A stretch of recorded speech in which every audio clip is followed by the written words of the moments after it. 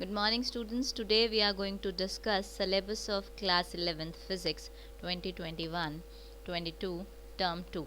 आज हम term 2 का syllabus डिस्कस करेंगे क्योंकि अब आपके पास कुछ ही मंथ्स बच गए हैं और आपके पास आपने 7th यूनिट भी प्रिपेयर करनी है, 8th भी करनी है, 9th भी, 10th भी.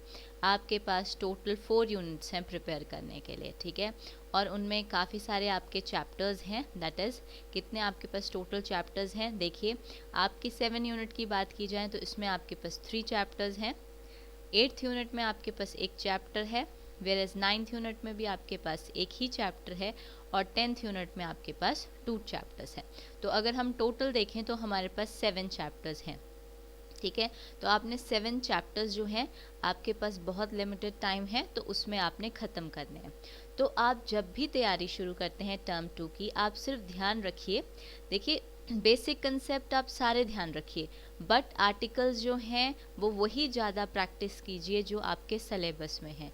तो ये आपका रिवाइज सिलेबस है जो कि 2021-22 का है, तो इसे ध्यान में रखते हुए ही आप अपनी स्टडी जो है वो करिए, ठीक है. तो इसमें जो हाईएस्ट स्कोरिंग मार्क्स जो आपकी यूनिट्स हैं, उसमें आपकी जो फर्स्ट 3 यूनिट्स हैं जो कि 7th यूनिट, 8th यूनिट और आपकी 9th यूनिट है, ये आपकी 23 मार्क्स की हैं. वेरेज अगर हम बात करते हैं लास्ट यूनिट की, 10th यूनिट की, तो ये आपकी 12 मार्क्स की है. तो टोटल वही होगा, आपका 35 मार्क्स का एग्ज़ाम होगा.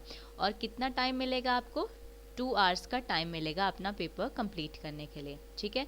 तो इस तरह से तैयारी कीजिए कि आप ज़्यादा से ज़्यादा आर्टिकल कम समय में लिख सकें, क्योंकि 2 आवर्स का ही टाइम जो है आपको मिलने वाला है. ओके, तो देखिए आपने सिलेबस के हिसाब से जो दिया हुआ है, जैसे कि चैप्टर 9 है, तो चैप्टर 9 में सिर्फ और सिर्फ आपके पास 3 या 4 टॉपिक्स हैं जो आपने करने हैं. बाकी इसमें बहुत कुछ है जो बुक्स में दिया हुआ है, वो सब कुछ आपने नहीं करना है अगर आप सीबीएसई पॉइंट ऑफ व्यू से तैयारी कर रहे हैं. लेकिन अगर आप कंपटीशन की तैयारी कर रहे हैं तो फिर आपको हर कंटेंट जो है वो बहुत अच्छे से पढ़ना पड़ेगा. तो इसमें मेनली आपने mechanical properties of solid stress strain relationship करना है, एक आपने हुक्स लॉ करना है, यंग मॉडुलस करना है और बल्क मॉडुलस करना है. So we have already discuss, हम ये भी डिस्कस कर चुके हैं. आपका mechanical properties of solid stress strain relationship, Hooke's law हम कर चुके हैं, यंग मॉडुलस कर चुके हैं और बल्क मॉडुलस भी हम कर चुके हैं. इनसे रिलेटेड अब हम न्यूमेरिकल जो है वो डिस्कस कर रहे हैं. वेरएज अगर हम बात करें चैप्टर 10 की, तो देखिए चैप्टर 10 में आपके काफ़ी सारे टॉपिक्स हैं, ठीक है. इनके अलावा भी और टॉपिक्स हैं, बट वही टॉपिक्स करिएगा जो आपके सिलेबस में है. अगर आप सीबीएसई पॉइंट ऑफ व्यू से तैयारी कर रहे हैं, अगर आप कंपटीशन एग्जाम की तैयारी कर रहे हैं, तो आपको फिर हर टॉपिक अच्छे से देखना पड़ेगा, ठीक है. तो इसमें मेनली आपने पास्कल लॉ करना है, उसकी एप्लीकेशन में हाइड्रोलिक लिफ्ट और हाइड्रोलिक ब्रेक्स आपको गिवन है, effect of gravity on fluid pressure, viscosity करना है आपने, स्टोक लॉ करना है, terminal velocity, stream line, turbulent flow, critical velocity, Bernoulli theorem जो कि आपका बहुत इंपॉर्टेंट टॉपिक है. कई बार एग्जाम में पूछा जाता है बर्नौली थ्योरम और एप्लीकेशन, इसमें से पास्कल लॉ भी पूछा जाता है और जो एप्लीकेशन है हाइड्रोलिक लिफ्ट की या हाइड्रोलिक ब्रेक की, ये भी एग्जाम में पूछी जाती है, ठीक है. और एक इम्पॉर्टेंट टॉपिक जो और आता है वो इसमें आपका सरफेस टेंशन, सरफेस एनर्जी और excess of pressure across the curve surface area. और इसकी एप्लीकेशन आपने ड्रॉप में, बबल में और कैपिलर राइज में भी करनी है, ठीक है. सो यही टॉपिक जो हैं आप अपने चैप्टर 10 में से करिएगा.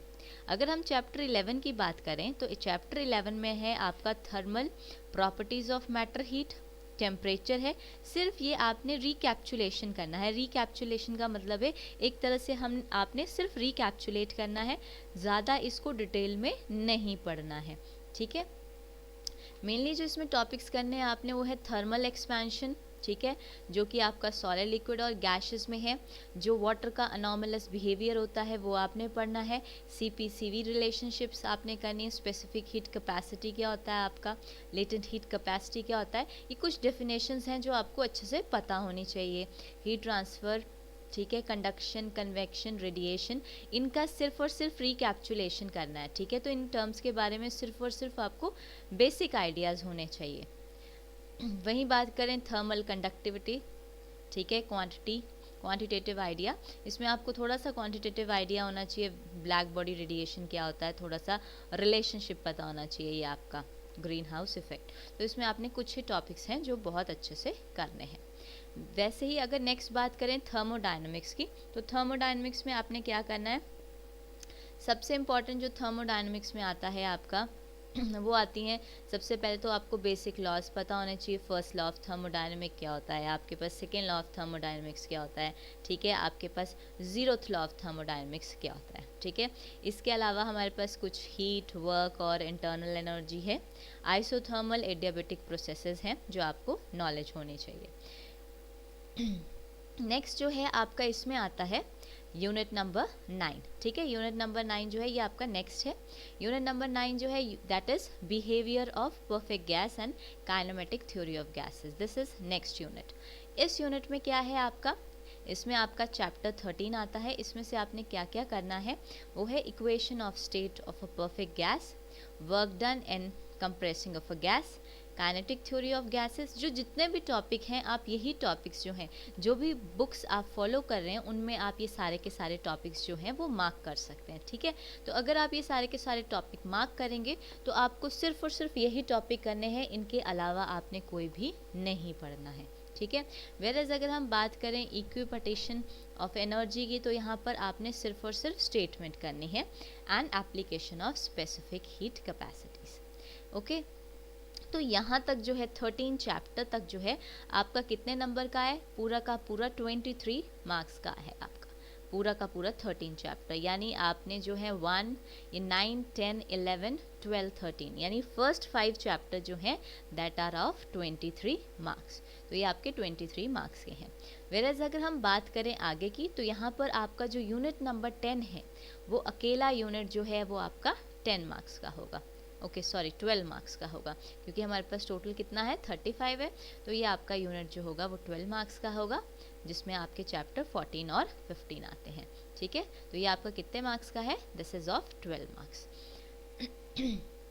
तो इसमें आपने स्पेसिफिकली क्या करना है, मेनली इसमें आपने time period, frequency, displacement as a function of time period, simple harmonic motion करना है आपने and its equation, phase, oscillation of loaded spring. इसमें रीस्टोरिंग फोर्स बहुत इंपॉर्टेंट कंसेप्ट है, कई बार क्वेश्चंस आते हैं यहाँ से, ठीक है। सिंपल हार्मोनिक मोशन, काइनेटिक और पोटेंशियल एनर्जी का, सिंपल पेंडुलम की डेरिवेशन करनी है एक्सप्रेशन टाइम पीरियड के लिए। तो स्पेसिफिकली जितना जहाँ लिखा हुआ है सिर्फ उतना ही आपने करना है। वेयरएज यहाँ पर बात की है फ्री फोर्स और डैम्ड ऑसिलेशन, सिर्फ और सिर्फ इनका क्वालिटेटिव आइडिया आपको होना चाहिए। और ये टॉपिक है रेजोनेंस, तो ये तो आपके चैप्टर नंबर 14 से आते हैं।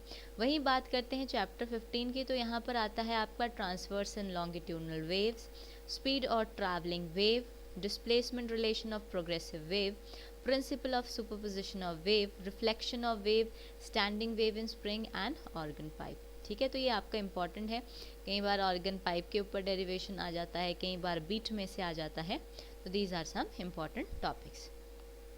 वहीं बात करें, ये तो था आपका सिलेबस, इसके अलावा आपने और क्या करना होगा। इसके अलावा देखिए आपको प्रैक्टिकल जो होती है, प्रैक्टिकल फाइल्स बनानी होती है आपने, जिसमें आपने एटलीस्ट जो है 4 एक्सपेरिमेंट करने हैं, ठीक है। तो ये आपके पूरे एक्सपेरिमेंट रिलेटेड जो है इंफॉर्मेशन बता रखी है। रिकॉर्ड ऑफ लीस्ट 3 एक्टिविटीज़ करनी है आपने with 3 each from section A and section B, ठीक है। आपने हर सेक्शन में से जो है 3 एक्टिविटीज़ करनी है, और उसके बाद जो है आपको 1.5 आवर मिलेगा, ठीक है। मैक्सिमम मार्क्स जो होंगे 30 मार्क्स होंगे।